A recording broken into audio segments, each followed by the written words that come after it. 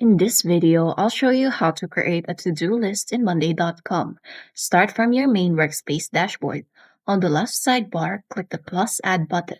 From the drop-down menu, hover over the arrow on the left of the board and click New Board. Go to the bottom of the pop-up and click on Create Board manually.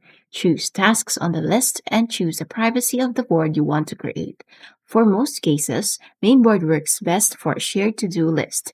Then click Create Board. At the top center of the board, click the default board name, and a drop-down will appear where you can change the board name.